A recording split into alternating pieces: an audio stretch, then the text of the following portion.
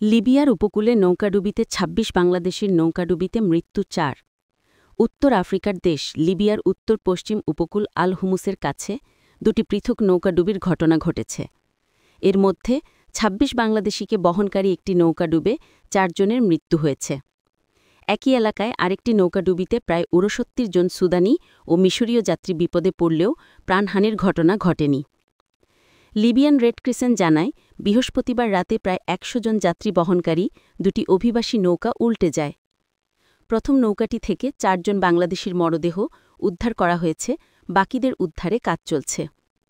দ্বিতীয় নৌকাটিতে ছিলেন ৬৭ জন সুদানি ও ২ জন মিশরীয়, যার মধ্যে ছিল ৮ শিশু।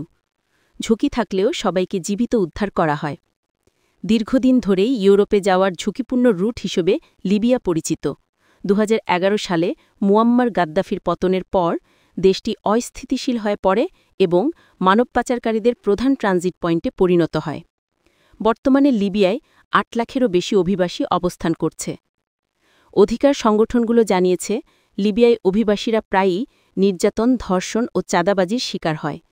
এ অবস্থায় মানবিক পরিস্থিতি দিন দিন আরও ভয়াবহ হচ্ছে।